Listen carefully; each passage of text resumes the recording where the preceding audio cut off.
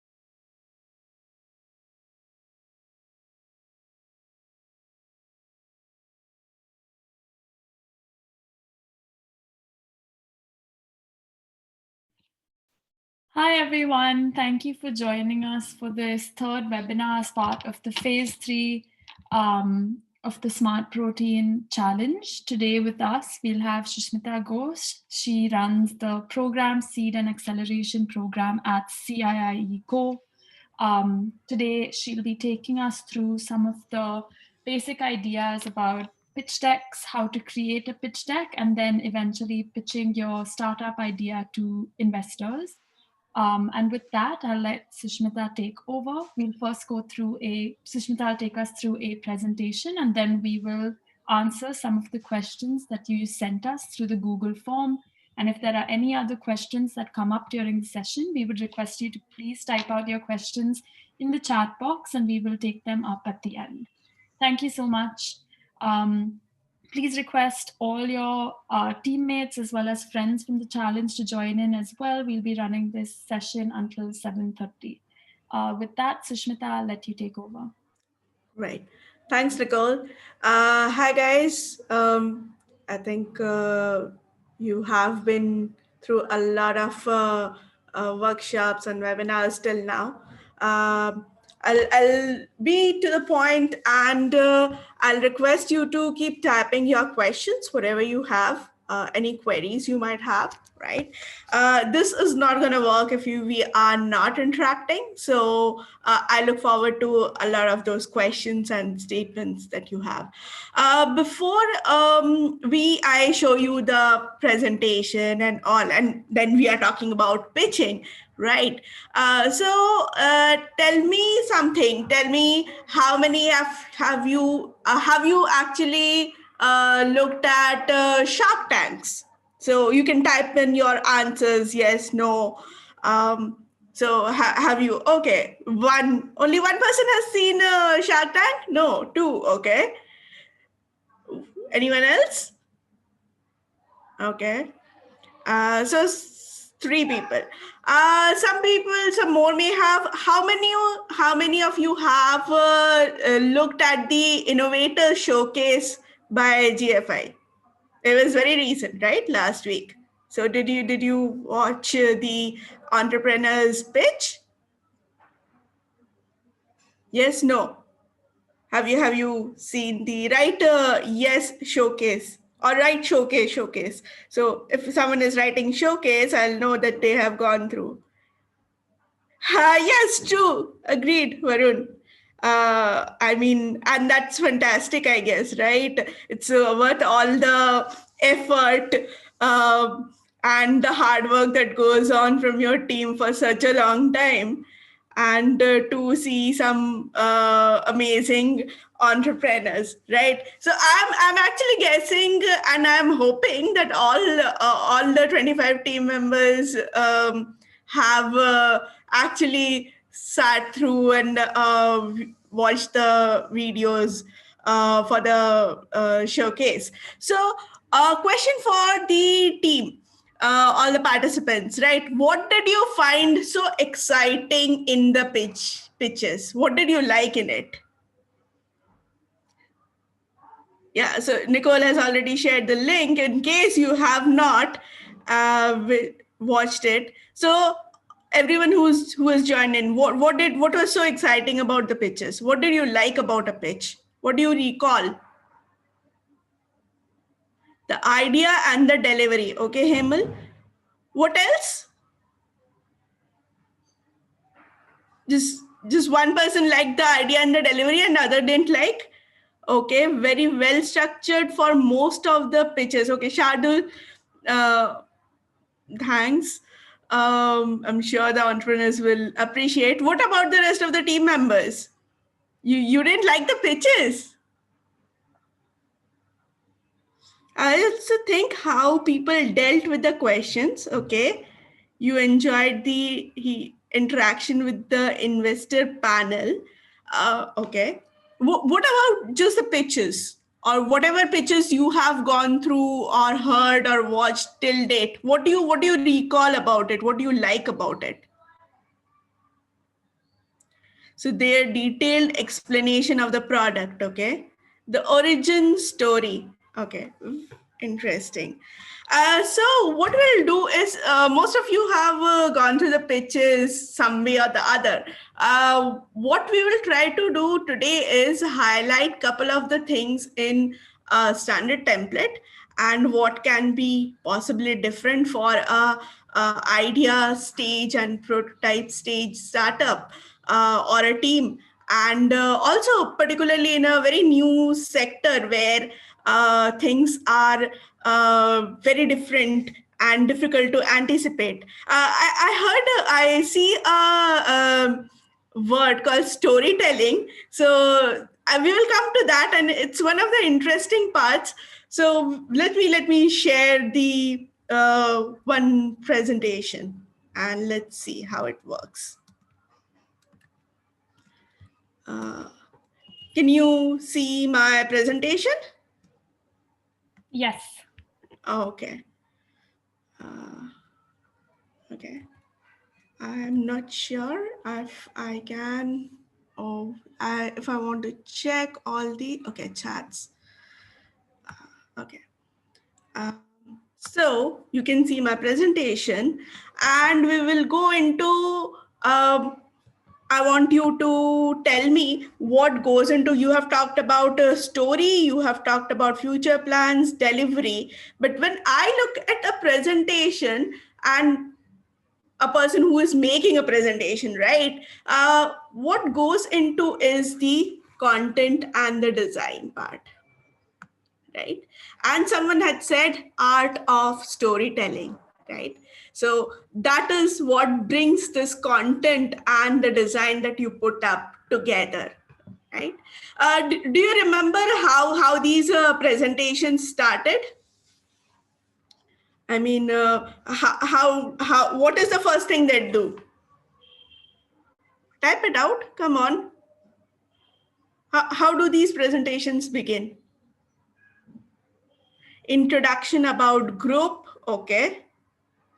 Have you seen anyone coming and why of the company? Maybe discussing about the problem statement. Yeah, problem statement.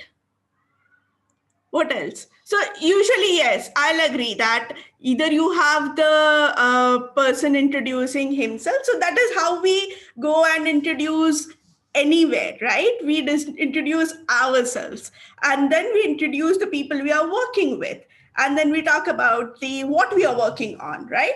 So a lot of time these are description of what they do, problem statement, how mission and vision statements, and I see a lot of decks where these mission and vision statements are given, right? Uh, Trust me, a lot of people might not understand the difference between the mission and vision statement, but vision is definitely we keep on seeing, particularly in the cover slide.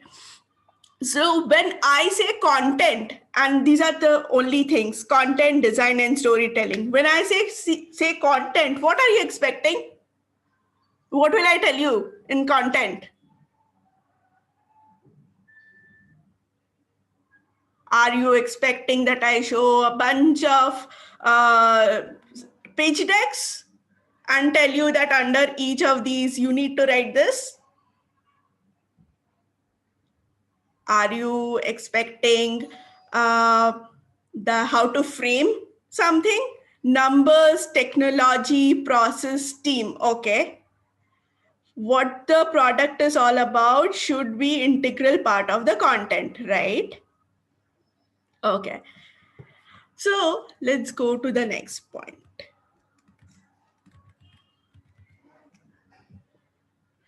So a standard template, I'll say, looks like something like this, where you have the team and followed by the problem statement and the solution. Then you come to the product details, then the market. And here the market means the size actually.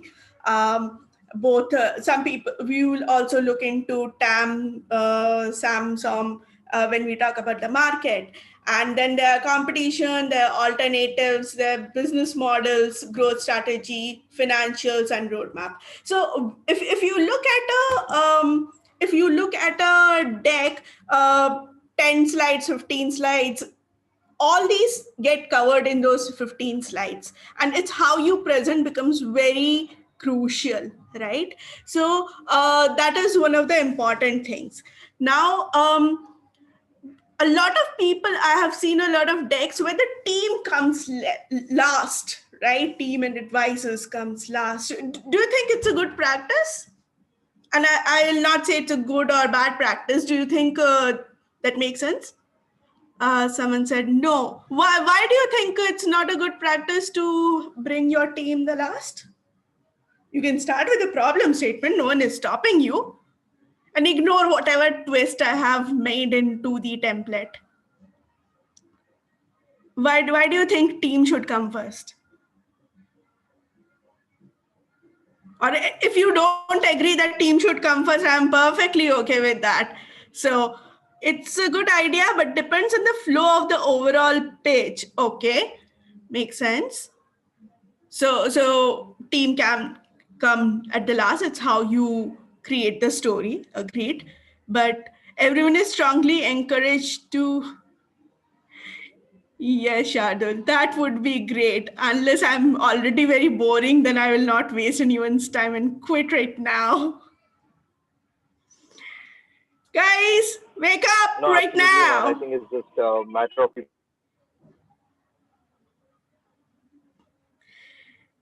Team is the essence of your mission, is their passion that drives it, plus a good team advisory board elicits interest, like we have seen plenty of types of screenplays in movies. Yeah, we talk about the casting, but there is a primary reason why we introduce yourself, because the team the first. Yes, the investor invests in the idea, in the people, and first in the people and then in the idea, because it's a team, it's the founders who are supposed to take that forward, right? So and with food, with healthcare, with a lot of industrial sector pitch decks, what happens is that the the moment you talk about the team and their experience or their interest, right, it creates an incites or creates an interest within the audience, right? They want to know, okay, they have this experience or they have this interest and what they want to do about it. So they are essentially banking on the team, right? So you need to know your team member well, and you need to have a clarity of thoughts and a common goal. So if the team can pull through, even if the situations are hard, it doesn't matter. You will come across as you can work it out somehow or the other. So that is one of the reasons why team becomes very important, and a lot of weightage is given to the team. Definitely. Then, along with that, it's also easier that you right up front. See, every pitching is about creating an impression, right? So the way appearances matter, same way how you are introducing your team member and who they are matter. Often you will see that there is a product and people associate, or there's a company and you can associate the product with the company, right? It's the face of the company. So that's how your team, co-founder, and your products all come in the same level, where it's the association that matters and it becomes very clear. So one, the team comes first. So it's always good to start with a team where you are talking about that. See, this is we are this team, and I am this, and these are my other team members. And if you have divided, you're given yourself a specific role, someone is working on the financial, someone is working on the business development, so you can also talk about those roles when you are introducing the team, right?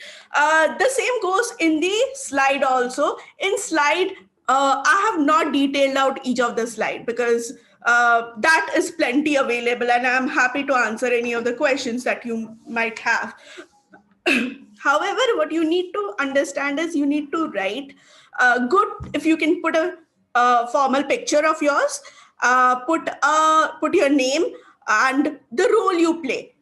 Or for very senior people, we say that the experience matters. So they write the name and the designation and the number of experience, followed by the what role they are doing, and sometimes even education, maybe the college they have come. Someone is IIT grad, so they can write that IIT or some university. So that makes a lot of sense, because right now before the investor starts looking at the product, they know that the team has the capability, or at least the background, right, to understand and work with the product, right? Now if you move, once you have introduced your team, then you have your problem statement. Now problem statement is, again, it's a problem, but then what is interesting is what is happening currently for the new sector. So you are in alternative protein sector, which is coming up, which has like miles and miles to go, right? And all of you are budding entrepreneurs right now. So what do you see? Do you see a problem or do you see an opportunity?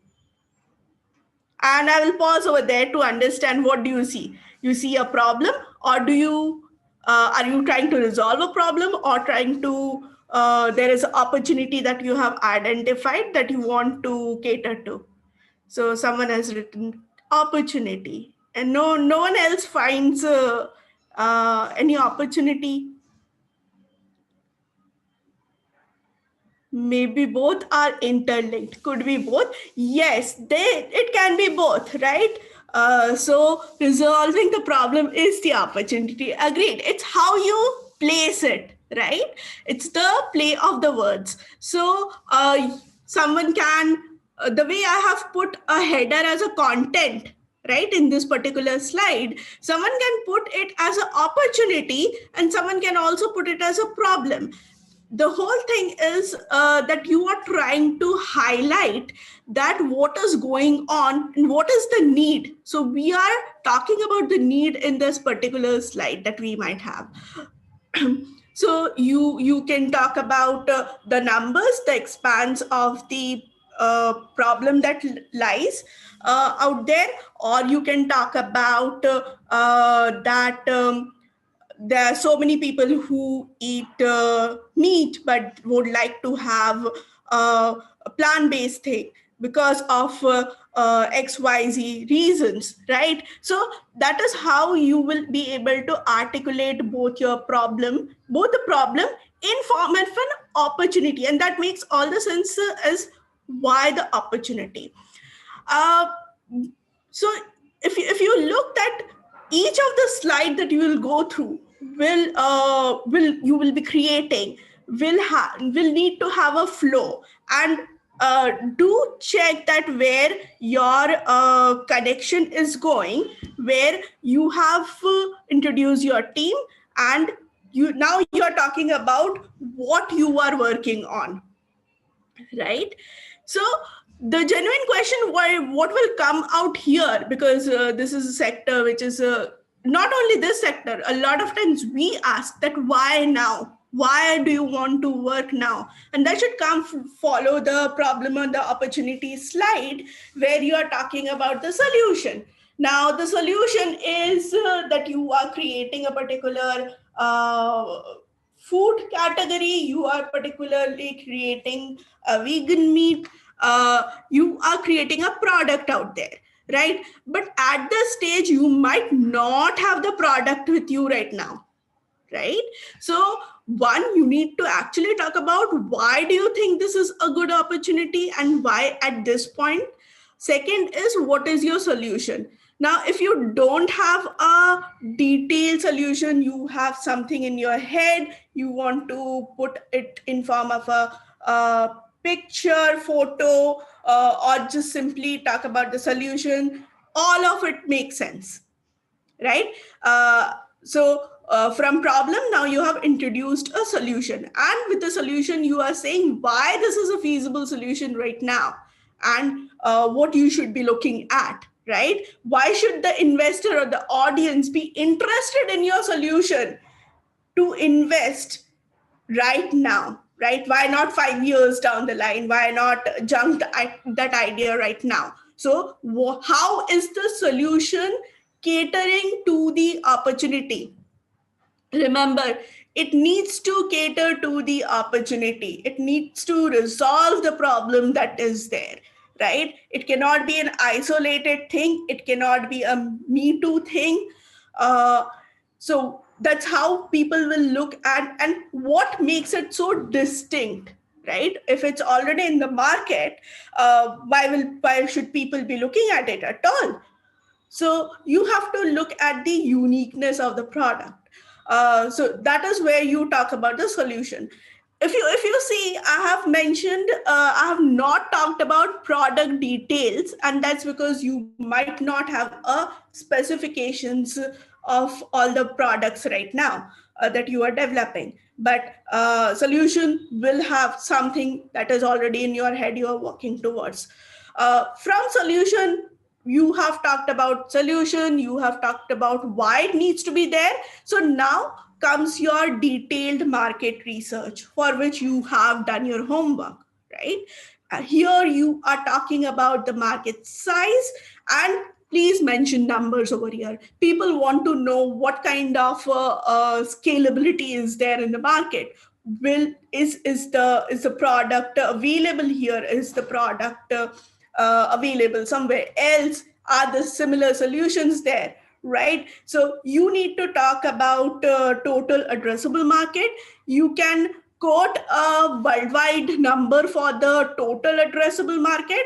However, when you look at you can when you look at the market size, and if you plan to launch in India, what makes much more sense, if you talk about the Indian market, give India numbers, talk about how many people in India would like to try it out? If there is any data available, quote that data and tell that these are the people who are willing to move, who are the possible consumers and customers, right? And there's a difference. So you can actually talk about the consumers who would have the potential for which your solution has the potential, right? So market becomes very important because you are striking on the scalability.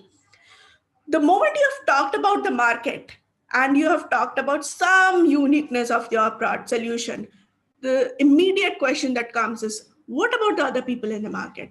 Are there not competitors? Are there already alternatives available, right? So if you recall yesterday Ram's sir's page, there was a question about how to do a market analysis, right? So if yours is the first product on the line that is going out, so it's going out in the line, and then the alternative is what is happening today, how it is getting addressed today. So you will have to keep that in mind, that what is that your product going to replace or substitute, right? That will become the competitor or the alternative product, and you will have to do that research as well. uh, I see a comment from Varun where it says that when you talk about TAM, entrepreneurs tend to put like big numbers, 1 billion Indians. True, absolutely agree with Varun.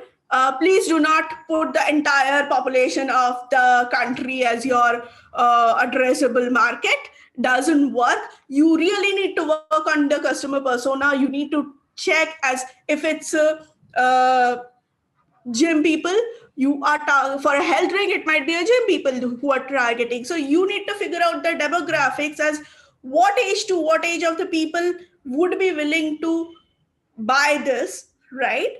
And maybe also consider the income, right? So not everyone will automatically switch to the product that you are going to bring out in the market. So you need to be wary about what is happening over there, and you need to talk about be very specific. That's why I said when I talked about market research, your primary and secondary research, going through the data becomes very important, where you can quote exact proper numbers rather than phrases. Do not have phrases. People don't like phrases, right? So that is how you show that your product has a market. It can be worked with. Then you can come to your actual product. Now a lot of people have been experimenting. You might have a design, you might have a video in place. Do include those videos. It's an amazing opportunity to show where your product is right now, how does it work or possibly will work.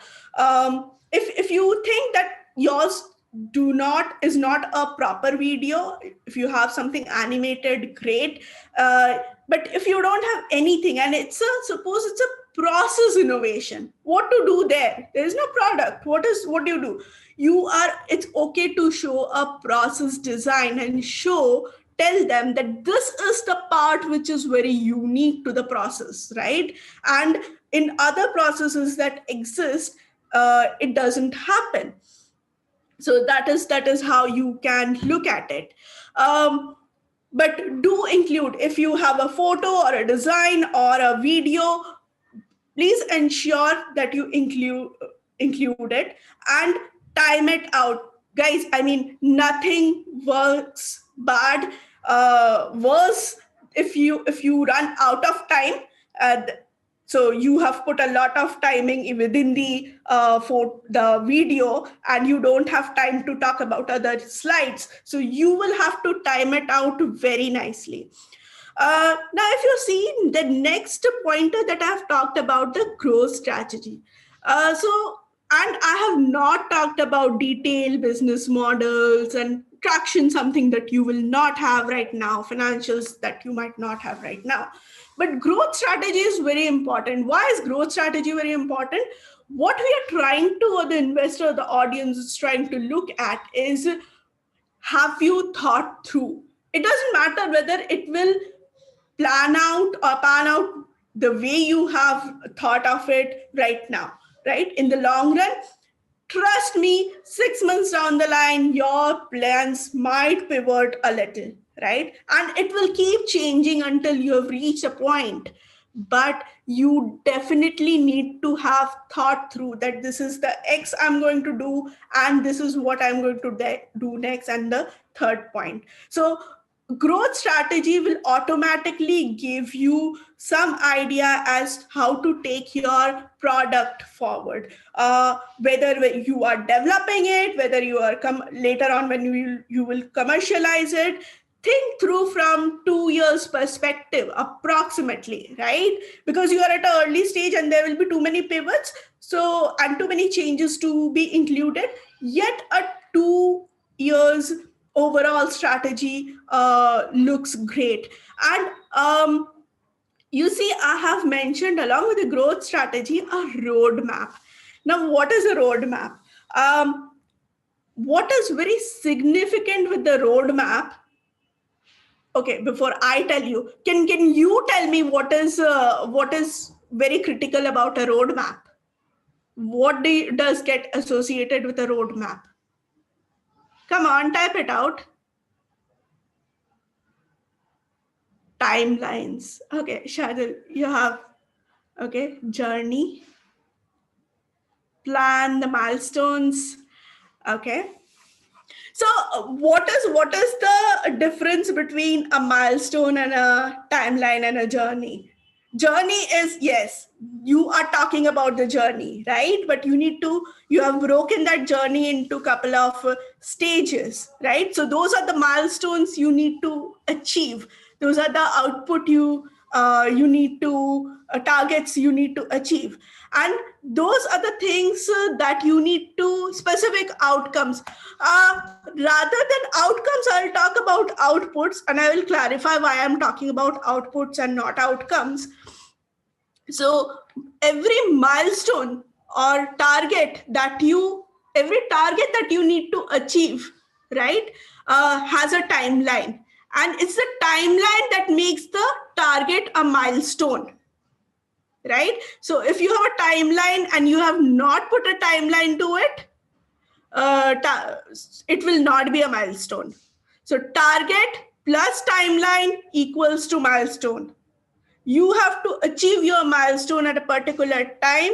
It can shift. Definitely it can shift.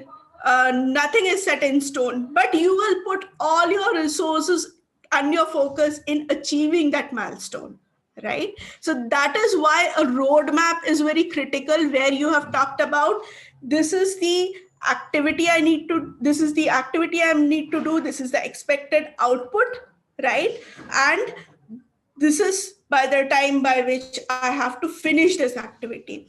Now, someone has written, so Shardul has written specific outcomes. So when you look at a bunch of your outputs together, it will have some resultant thing that becomes your outcome. So if everyone knows the IOOI jargon, where it's input, output, outcome, and impact, right? For a young startup or a team, it's very important that they set smaller milestones which has an output, and all of these output at one point would be towards a particular outcome, right? And we are not bothered about the impact at all over here, right? Just stick to that. The moment you have a roadmap plan, you will know what kind of resource you need, what kind of people you need, what kind of machinery you need, lab you need, advisors you need, right? Funds you need, definitely funds. but not fund is not the only thing. And do not go about asking everyone in the world that fund is the only requirement. Trust me, even if you have funds and you don't have the other things, things are not going to work out, right? So first thing people will tell you, okay, funds, let's keep it aside. What are the other resources that you need? Do you have those in place? What will it take to get those in place? Right? So this is how your typical slide deck for a young startup or a young team should look like. And there are changes. You can look at things. So when this is from the point of view of who's creating it. Now, what do you look at it when you see the deck? Just a second. I'm not able to toggle.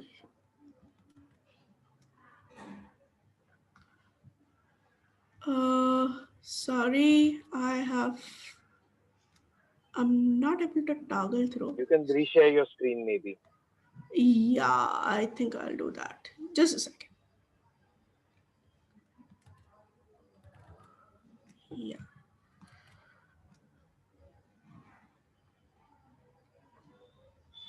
While Susmita is sharing her screen, if anyone has any questions based on the slides, please type them out in the chat box. Right. So this is what a typical a person who's looking at the deck will be looking for. One, whether you have clarity of thoughts, right? Very important. You have 100% confidence and no clarity. Trust me, you are not going anywhere. You need to have clarity why you are doing it, how you are doing it. Rest things will figure it out, right? Whether the problem is critical or not, whether the solution is innovative or not, right? If it's already exists in the market, people need to understand what sets your solution apart, right?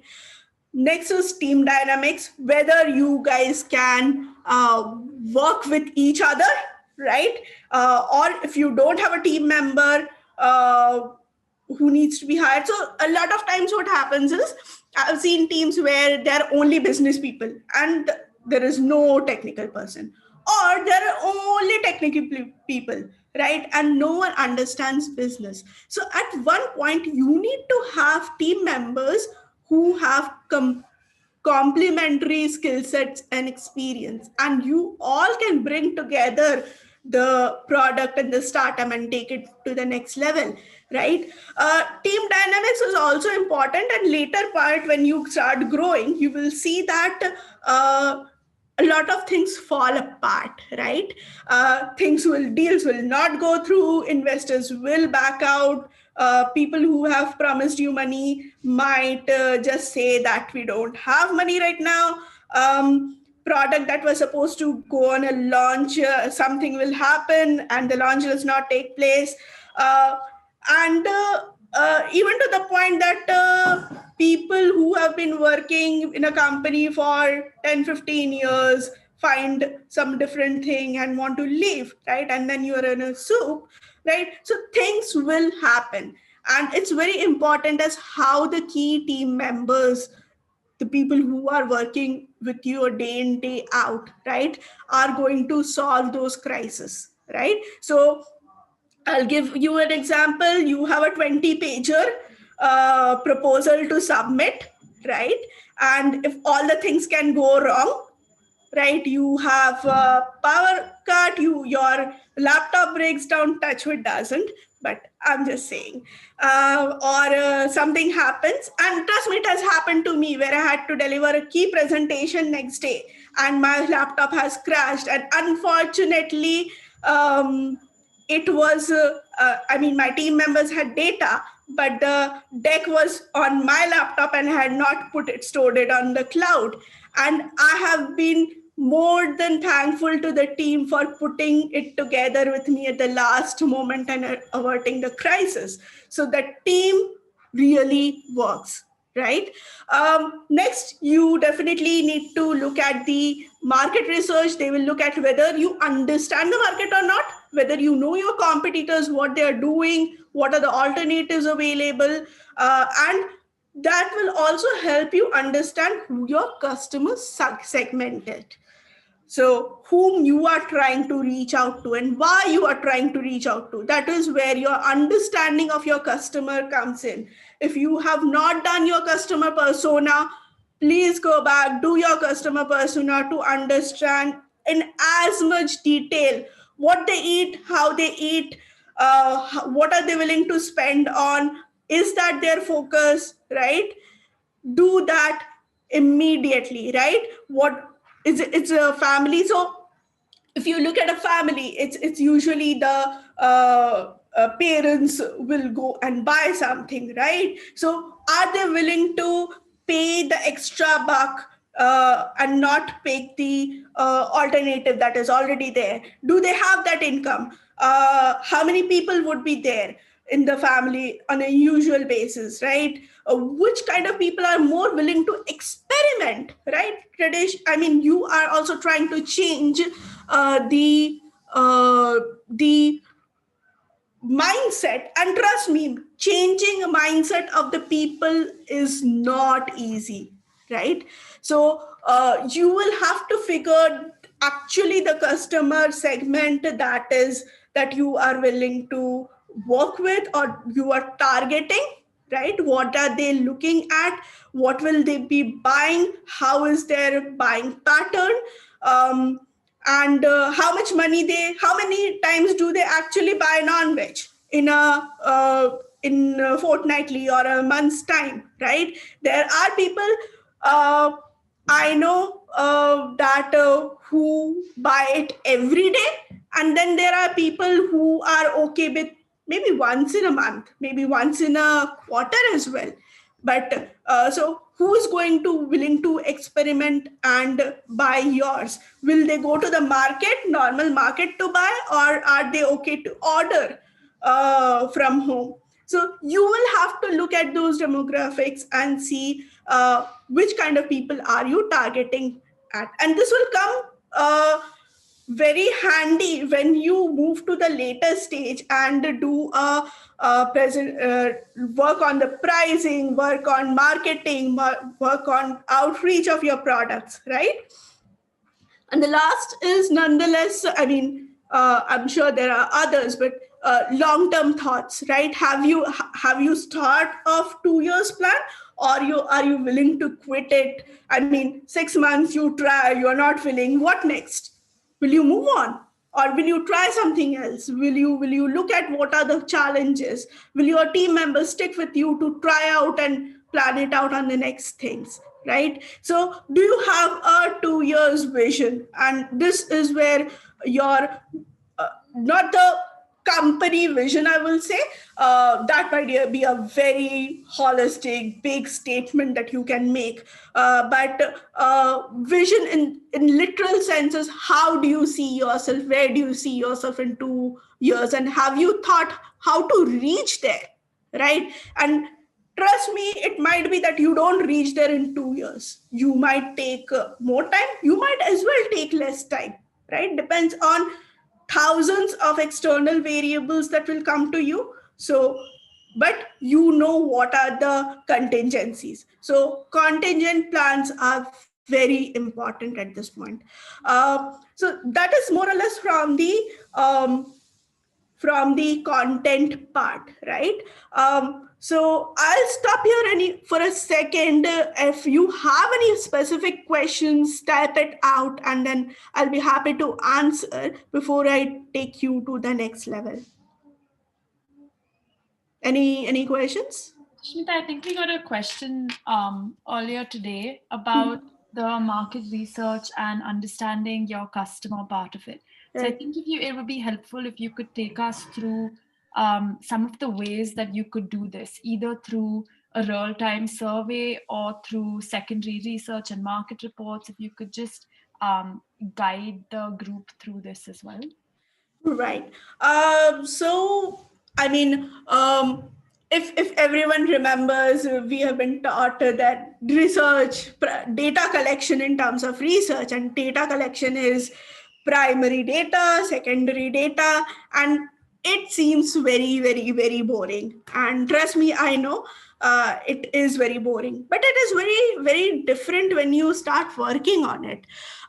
When we talk about secondary data, you necessarily need to go through the reports others have published. You need to look at how the other companies who are in your sector are performing, what are their challenges, whom are they targeting, what are their customer views,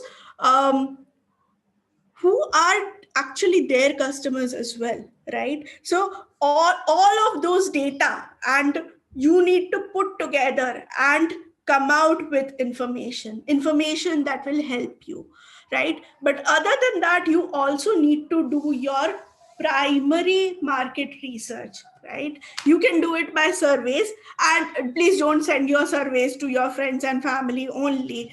And I mean, they will say that, yes, we will buy maybe to make you happy, and they are not the right people. You need to take it out. You need to figure out if I mean, uh, you need to figure it out with people in general. You can do definitely and don't go with a sampling of 5, 10, 15 people. Do at least a sampling of, if you are doing in-person sampling, do for 30, 35 people or 40 people, right? If you are doing online surveys, get at least 100 respondents, which will give you some idea as what a minuscule level of population actually thinks or would react, right? And there will still be chances that 40% of them will flip when you have the product in hand, right? You will need to do that kind of sampling. You can, for example, you can look at the what should I say? Whom will you target? Actually depends on your product. I mean, exactly what you are coming up with. Uh, if it's if you are presenting it as a healthy alternative to something, then you go to then you email all the health groups that are there, right? You can also talk to people who, now health and food are very important, so you will find there are a lot of coaches and people who are actually helping people. So if you personally don't know the consumer, you can target those coaches, and then you can also ask them, can you send these surveys to the to your clients to see whether they would be interested in something if a product like that comes in. You have to be innovative to reach to the people, right? So you really have to figure out ways as how will you get those 40, 50 or 100 answers, and then look at it. And when you get those sampling results, you will see that ideally a lot of your own assumptions have been invalidated. Trust me when I say it's invalidated, and you will need to start rethinking, right? Nicole, I hope that somehow addresses the question that you are talking about. And definitely there are those are the basic two ways, and you do. There are questionnaires, how you frame the question, what questions you frame. Those are equally important because you are trying to get the least, the maximum output from least time that they need to spend, because people are not okay taking things, right?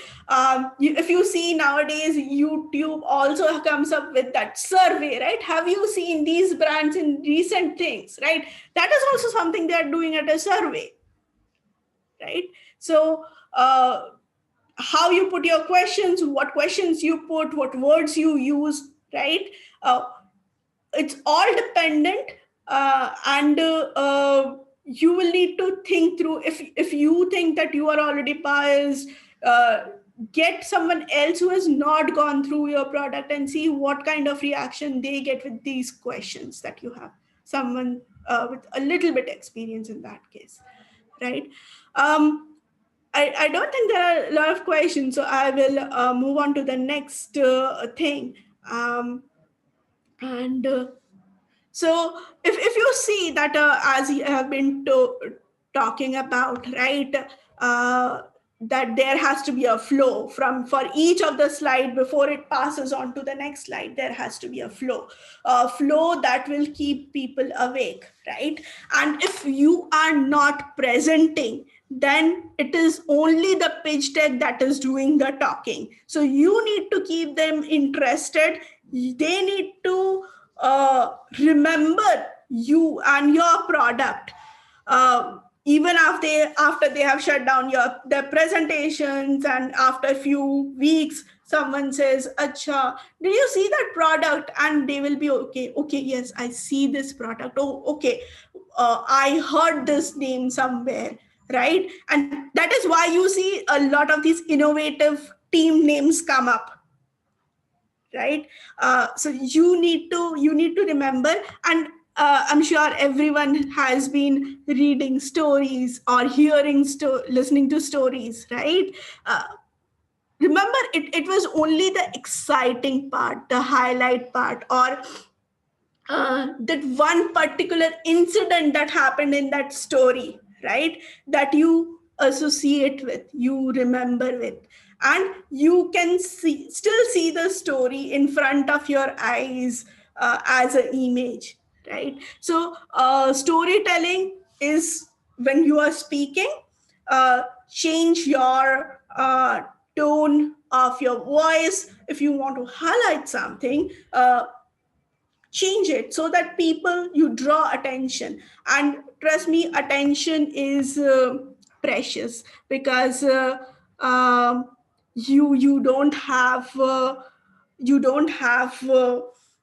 lot of attention. And nowadays I think everyone has a goldfish's attention, with so much online things happening and continuous calls, and people will be looking at your deck, and they will move on to do something else, and they will again go back to another deck or another work or something, another call, right?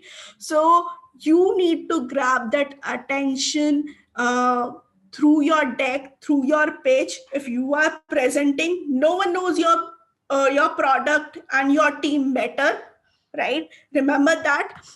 Don't be confused. Don't worry that what will the other person think. But I've written a word called empathize.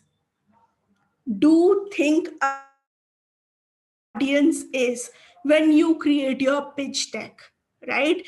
If you are sending it to an investor or a person, do remember they will not understand all the technicalities that you are talking about, right? They want to see the excitement in your deck. They want to understand why they should be interested in a product of yours, right? So feel free to add your colors, feel free to create that line, but tell a story, whether you are in person pitching or you are sending a deck, right?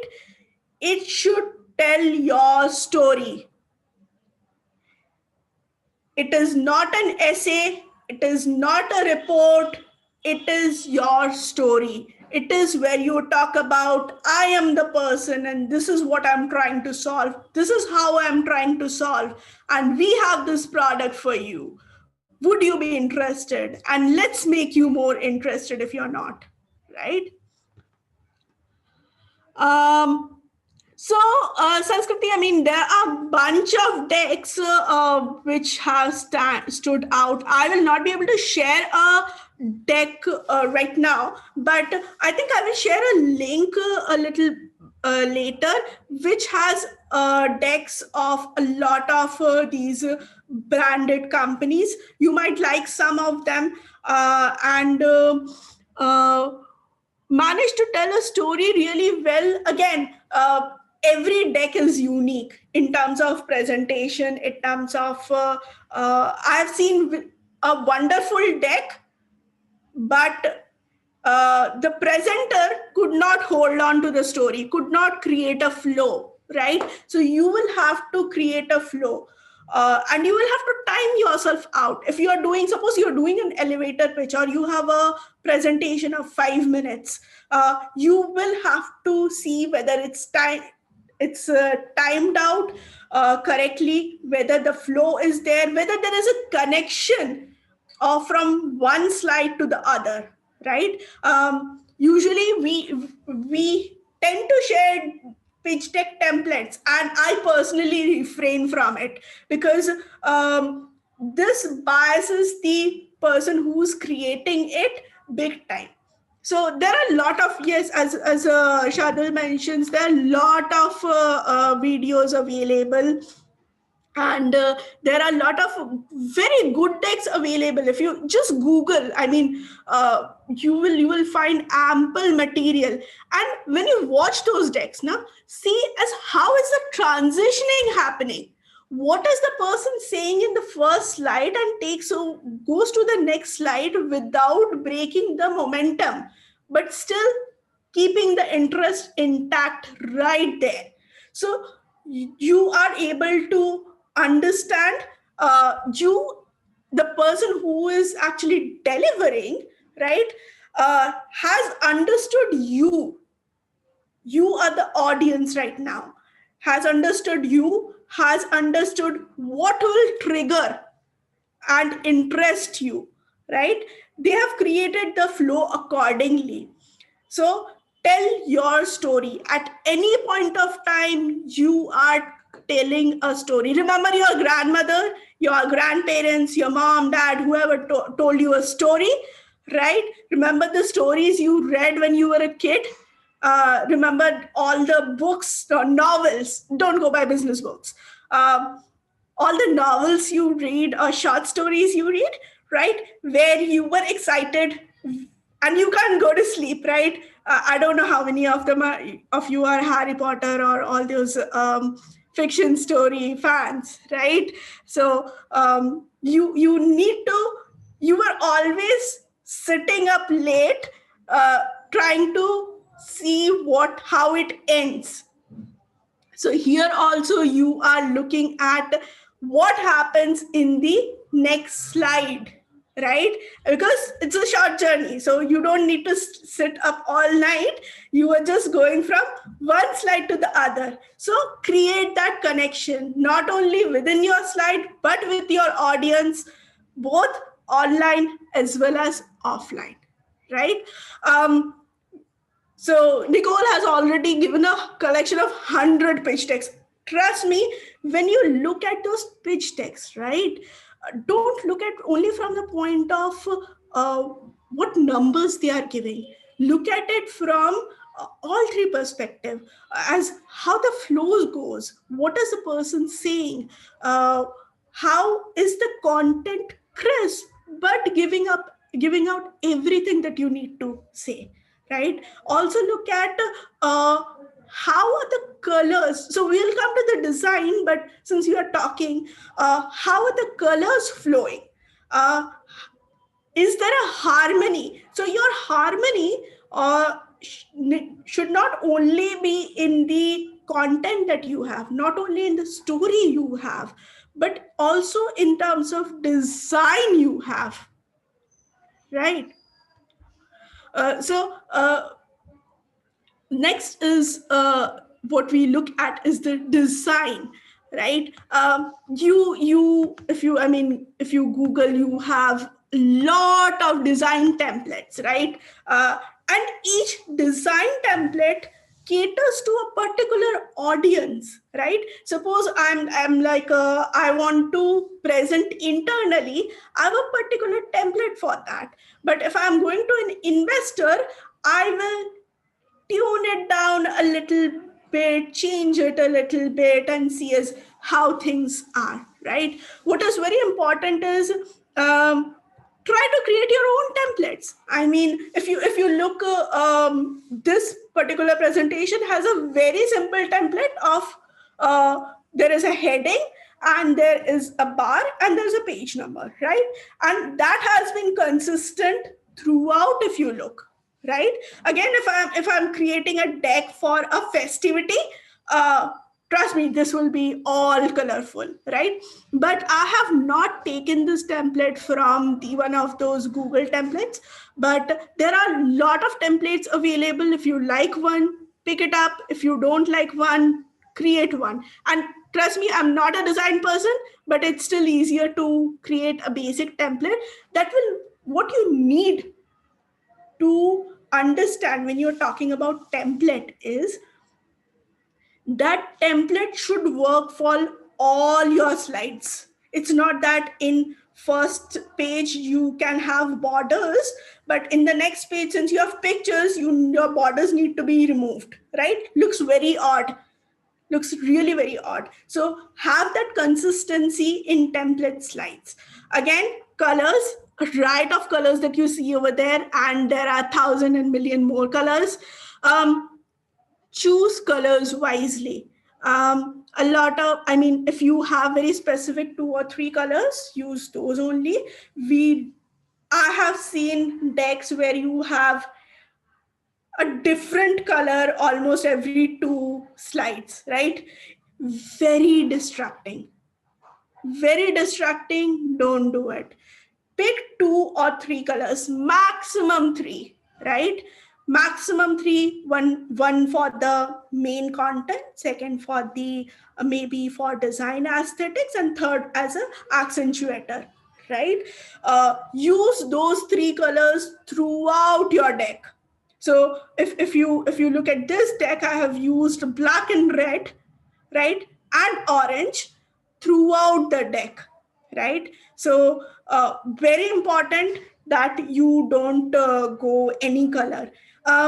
Same goes, you can use icons, and very important to use icons. So what I'll tell you, what icons does is that you did not type it out, you did not write a word.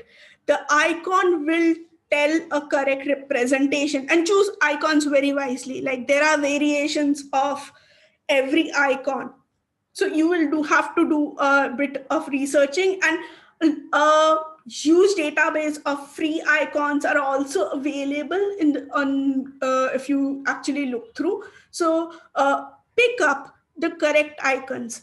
What is also important that your icon colors are consistent throughout, right? If you're using an icon with a black, use that only. If you want to team it out with the your deck color, choose accordingly, right? So but use complementing colors. Don't be very contrasting because you want to highlight something.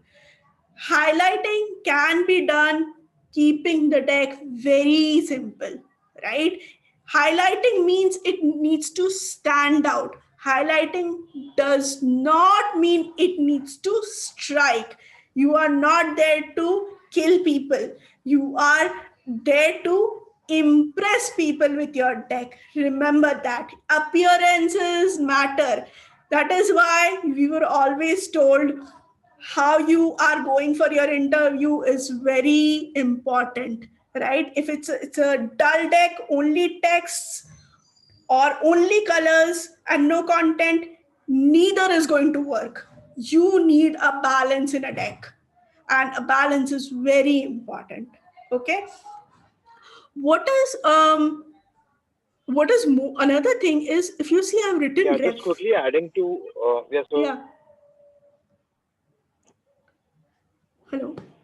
sorry, can I just quickly add a point to that? Yeah. Basically, I had a couple of questions from participants Yeah. about the report as well and how much formatting they can do. So, like what I've replied to a couple of teams, and I'll just like to tell that to everyone is based on the same point about color design. You can incorporate all of this even for your 20-page report. Obviously, to a lesser extent, the pitch deck and how you present all of that, all of the content in the pitch deck is much more important from a visual and style perspective. But definitely, you can include that as long as you're sticking to the guidelines provided for font size, spacing, all of that. So yeah, just that's something I wanted to add. Right. Yes, very important. I mean, do stick to your guidelines and um, work out on the report. And there is, I mean, by now you have already figured there is a difference between a report and a deck. So keep that in mind. But one thing remains, obviously, it's an absolute, is referencing, right?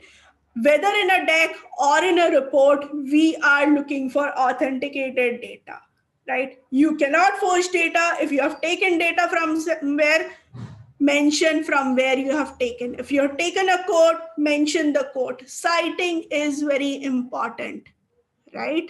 You will have to tell from where you have taken that. And that is where, if you remember, I was talking about market size, and that 1 billion people population is not going to work, right? If you say there are like, in a town, there are like 40,000 people, people may consider that as authenticated because that seems a good number in a town, or a city, small city. But they might end up asking you, where did you get that number from, right? So you have your numbers ready with you, you have your referencing ready with you. Next is, as a, I mean, for the reports, you already have a font and line spacing given to you. But for a deck, I don't know if it's given, but you can choose a lot of fonts. But for a business presentation, do not use very fancy fonts. Use which are clearly readable. Use that are easy to identify with.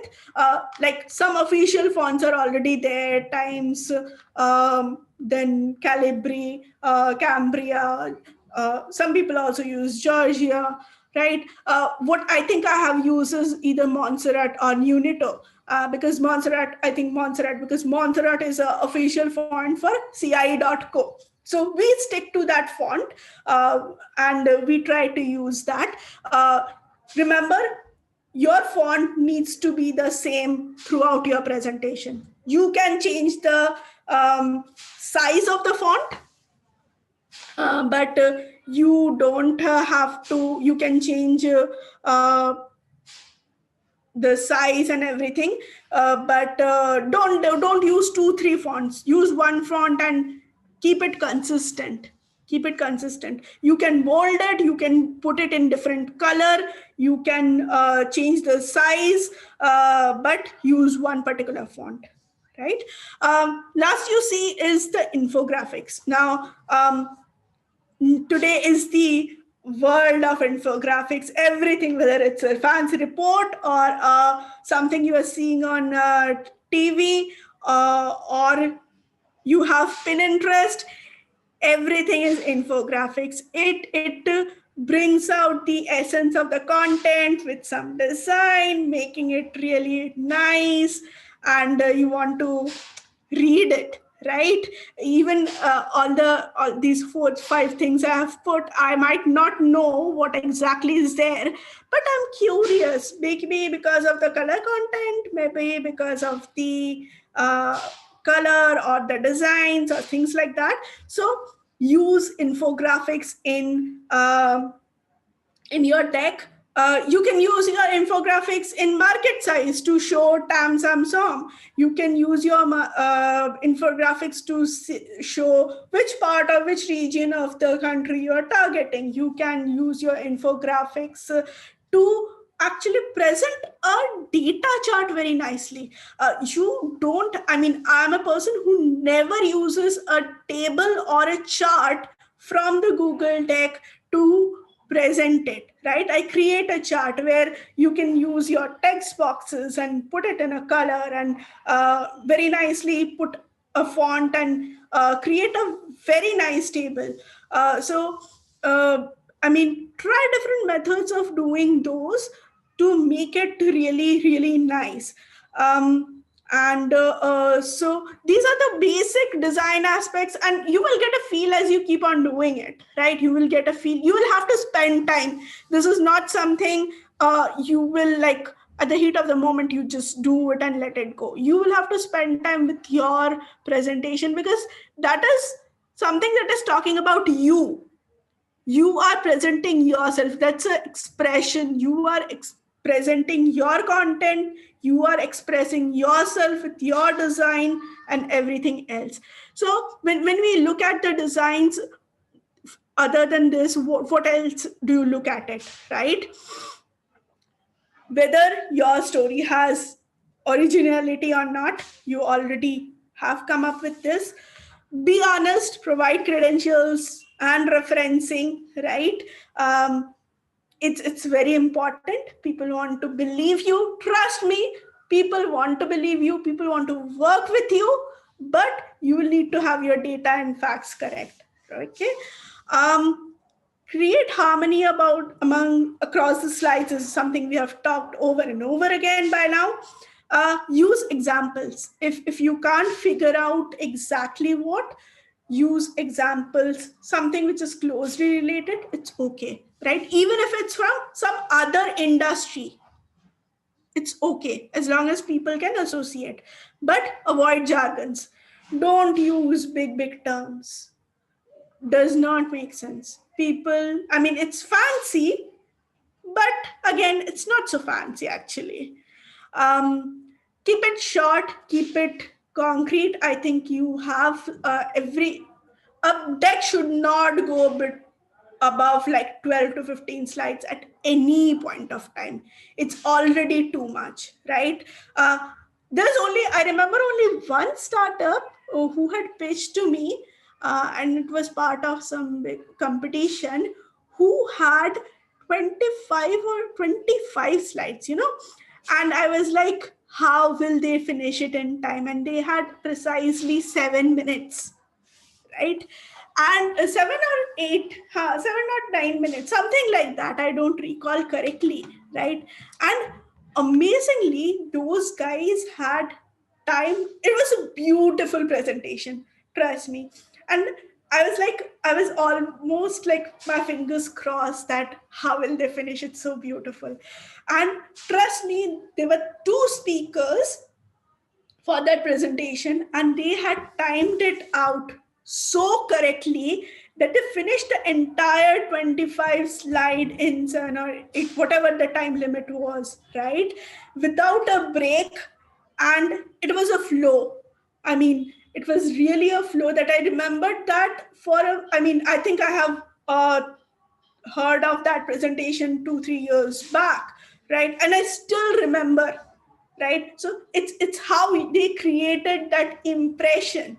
And it's amazing. So if you cannot handle too many slides, this is a reason why we tell you that keep 12 to 15 slides, have it very simple. It needs to be simple, but it needs to impress, right? Do check the alignments, whether it's a text box, whether it's a photo, whether it's a infographics. You check the alignments. You check it for both for alignments, for details, right, and facts. And when you are writing facts, don't post. If you have not done an experiment, you have not done. If you are yet to come up with a plan that can be presented, you are yet to. You cannot say that I have already done it or it's in work in progress, right? If you have started, yes, it's in work in progress, but there people will ask by when you will finish. So have a good timeline in mind as and don't post. People can see through, and it's very easy because they are listening to pitches after pitches. And you will be in hurry. They are not in hurry. Their time is valuable, but they have committed, right? So they will sit and listen. But you are in hurry, you are stressed, you are tensed. So have a good page, but don't post. Get your facts correct. This one is very important. I remember there is an expert who says, who begins his pitch like that, that can your grandmother understand your pitch? Right? If your grandmother can understand your pitch, then it is okay for everyone else. So the whole essence of the word is use layman language, right? If you see this whole deck. I have not used any jargon. Do I not know jargons? Do I not know technical terms? Yes, I know. But does it make sense? It doesn't make sense. We are not trying to show off to people. We are trying to communicate. And here the communication becomes very important. So only technical specifications will not help.